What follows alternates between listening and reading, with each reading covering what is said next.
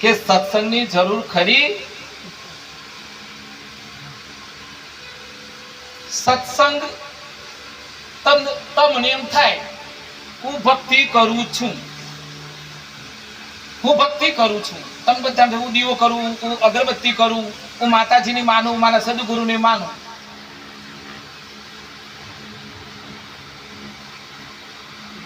ભક્તિ ખીલે ક્યારે? જ્યારે આપણે બધા સત્સંગમાં જઈએ ત્યારે જ ખબર પડે કે મારી ભક્તિ સાચી કે મારી ભક્તિ કાચી.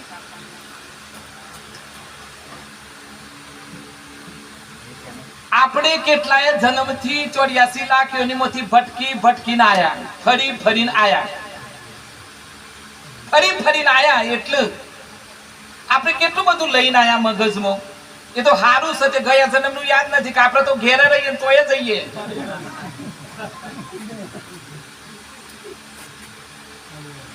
આપણે તો જો કદાચ ભગવાન બટન દબાવે અને ગયા જન્મની સ્મૃતિ આવે, જો સ્મૃતિ આપે તો આપણે તો પછી તો બધા ફરી વળીએ. પણ ભગવાન તો બ્રેક મૂકી શકે. ગયા જન્મનું તને તારે યાદ કરવાનું નથી, તારે આ જ જન્મમાં જીવવાનું છે. તો એ ઘણા પ્રશ્ન થાય કે હું ગયા જન્મમાં હું હોઈશ. હા, બધાને થાય, તમને બધાને થાય.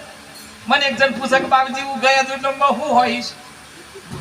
હવે તમારે ગયા જન્મમાં આ તો આક્ષેપ પણ નથી, પણ ગયા જન્મમાં તમે શું હશો એ તમને ખબર પડે. એંગલ થી ખબર, તમારા કર્મોથી જ ખબર પડે. તમારે ઘેર સંતો આવે, જો જાગત થઈ બહુ પાવત થઈ, જો જાગત થઈ બહુ પાવત થઈ, જો સોવ થઈ બહુ ખોવત થઈ. જે જાગે છે એ જ પામે છે. હું તા પાડો જણ હુતા લોકો કશું કરી ન શકે, ન દેશ માટે કરી શકે, ન રાષ્ટ્ર માટે કરી શકે, ન પોતાના પરિવાર માટે કરી શકે. થોડી વાર જાગીને થોડી વાર હોઈ જોઈએ એ કોઈ ના કર્યું. એને તો ઊંઘે બગડે ને તબેલાનું એ બગડે. અને ઘણા હું કરું, જો બેહું ને તો ઓય બેઠા હોય તો તબેલાને યાદ કર્યું, તબેલામાં બેઠા હોય મારા વળી પછી ઘરનું યાદ કર્યું. આ એ કોઈ પોમ નહીં. હા, ના પોમ. એનું કારણ છે સાહેબ, જો તમે બેઠા તો દેહ ભાવ ભૂલી જો, મન એકાગ્ર થઈ જવું છું. અને જો મન એકાગ્ર ન થાય તો તમે બીજાને આનંદ ન આપી શકો, ખુદને પણ આનંદ આપી શકતા નથી.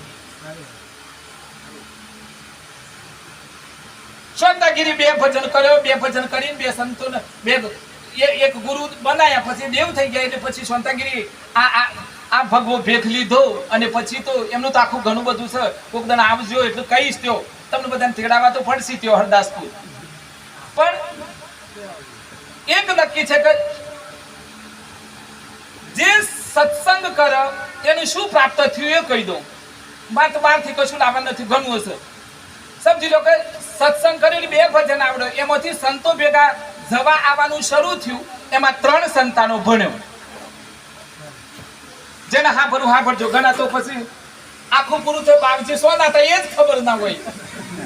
ઘણી બેન પડીઓ ભેગી હોય, પછી પૂછશે કે બેન પડીને શું નામ હતું, કે કહીએ તો ખબર નહીં પડે. ભેગી બેઠી હતી, મને આવું નથી ગમતું.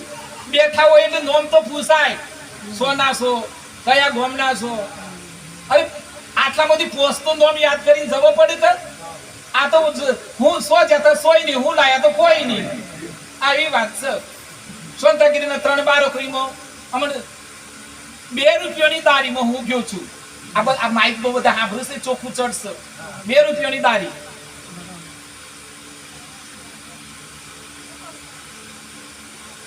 પાણી બાંધા તળાવમાં મારા દાદી જોડે હું મજૂરી ગયો. હું નાનો હતો ત્યારથી જ આરસ બિલકુલ નહીં. કામ તો કલ કરે છો, આજ કરે છો, અબ કર. કાલની ઘણા કાલે ને કે કાલે કર્યું, કાલે કર. અને કાલે કરતા કરતા એસી જતો રહ્યો, તું એ જતો રહી. તમારા આગળ કોઈ એમ કે હું કાલે કરે, આ કાલવાળાનો વિશ્વાસ બહુ રાખતા નહીં. હાથ જોડ, એ કશું કરી નહીં, તમને કરવા દેહી નહીં, એ દિલ્હી જહી નહીં અને આપણો દિલ્હીમાં સેટ થવા નહીં દી. એટલે તો કલ કરીશો. એટલે હું પછી આ ગયો ને, એટલે પછી એક ભાઈ હતા, હું નાત સંત બન્યા પછી હું નાત જાતમાં નહીં માનતો. એક જ આઈ એમ હિન્દુ, યુ આર હિન્દુ, બસ. રાષ્ટ્રવાદ, તમે બધા મારા ને હું બધું હું તમારો. એનું કારણ છે કે સંત બન્યા પછી ભેદભાવ રખાય નહીં. ગંગા સતીએ કહ્યું છે સંત બનો, ભગત બનો, પછી ભેદભાવ ન રખાય. દરેક જગ્યાએ ભજનમાં જવાય, પણ સાથે સાથે એ પણ રાખવાનું. હું એક વખત નંદલાલ બાપુને પૂછ્યું, કોણથી બાપુ? પુનાદરા વાળા મારા સંત, મારા ગુરુદેવ નંદલાલ મહારાજની, લાલજી મહારાજની. ગુરુને ખબર પડે કે મારો છોકરો ત્યાં બેઠો છે. પછી એક જણે દારી ગયો, તે પૂછ્યું કે બા આ છોકરાને હું કા લાયા? એટલે કીધું કે દારી વાઢવા. પછી કીધું આ છોરું તો કોઈ કામ કરશે નહીં. મને ખબર પડી છે કે આ મને આ છોરું કોઈ કામ નહીં કરે. મી પછી ગોઠ વાળી દીધી કે બીજી વખત આવે બીજો. ગોઠ વાળી દીધી કે હવે બીજી વખત હું નહીં આવું. આ છોરું હું કરે આ પોઈન્ટ છે તારો સાહેબ. ગોઠવાડી નક્કી કર્યું કે હવે આપણે સોમરિયાનો ધણી બનાવો, સોમરિયાને ધણી બનાવો સાહેબ. મારા પોખરણ ઘરનો ધણી બને સાહેબ. હવે પછી કોઈ દારી નહીં જવું સાહેબ, ભણીને કોઈક ભણું સાહેબ. એ વખતે શાંતાગીરે કીધું બેટા ભણો.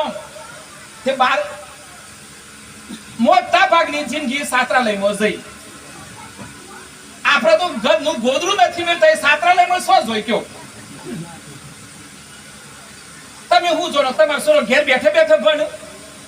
કદાચ ગામમાં બધી જાતની વસ્તી હોય, સારી સ્કૂલ હોય તો ભણ, પણ કોક તો બહાર મોકલવો પડે. આજનો છોકરો ઢીલો સમ પાક્યો, હવારમાં ઉઠ્યું જ નહીં ને. મારો દીકરો, મારો ગગો, મારો ગગો. આ ગગો કોઈ ના કરે બધું 25 વર્ષ સુધી. મારી બાઈ મને કીધું કે બેટા ચલો છાત્રાલયમાં જતા રહો. એટલે 7મા અને 8મા કોણથી ભાઈ 3 ભાઈલો છાત્રાલયનો મેલી દીધો. એટલે અમને રોટલી આવડી છે, વાસણ ઘસતા આવડી છે, કપડા ધોતા આવડી છે, 5 વાગે ઉઠતા આવડી છે. અને પાછો શનિ રવિ આવી એટલે તારી કર હેડો બેટા વાઢવા, હેડો લાકડો લઈ આવવા સાહેબ. બધું શીખા દીધું. એટલે મા બાપ બાળકને ઘડવું જોઈએ સાહેબ, ઘડવું જોઈએ. આપણે તો સોર હોય એમ કે પપ્પા દાંતણ લઈ ગયા, બાપો ઉપર સડી લેબડા ઉપર દાંતણ પાડી આલી, લે બેટા દાંતણ કર. આ સોર આપણા સમાજનું શું કરી ગયો? આ કશું ના કરી સાહેબ. છોકરું તો સાહેબ પોતાનું કામ પોતે કરે, સ્વાવલંબી બને. જે માણસ બીજા ઉપર આશ્રિત રહે ને એને કોઈ દિવસ સુખની આશા રખાય નહીં. ઓલ્યો આવશે ને મારે પોણી ભરા, ઓલ્યો આવશે ને મારું થહ ના સાહેબ. પારકી આશા સદા નિરાશ, પારકી આશા સદા નિરાશ સાહેબ. તમે બધા નાના હતા ત્યારે ભણ્યા, ભણતા હતા. લાવડીનો બચ્ચો વાળી વાત આવતી. એ લાવડીનો બચ્ચોની વાત કે તમને બધાને યાદ છે. ઘણા જીવનમાં ઉતરી પણ મને બરોબર ઉતરી જી કે સાહેબ શેઠ જો સુધી ઝાડ વાડવા આવ્યો નહીં ત્યાં સુધી બધા આયા, પણ તો સુધી લાવડીનો બચ્ચો શું કી ખબર છે? આજે નોકર આવ્યો છે કે આજે આવ્યો છે એટલે આજે ઝાડ વઢા નહીં. એટલે આપણો પડી રહ્યો. પણ જે દિવસે માલિક પગ મૂક્યો એ દિવસે ખબર પડી છે. લાવડીને કીધું બેટા હવે ઉસારા ભરો, આ તો માલિક આવી ગયો. એમ આ શરીર છે, શરીરનું નામ મગન સગન છે. પણ જો સુધી અંદરની ઓળખાણ થઈ જાય, માલિકની ઓળખાણ થઈ જાય, પછી તમારો બેડો પાર સાહેબ, બેડો પાર. હા વગાડો પાછું બેડો વગાડો. હા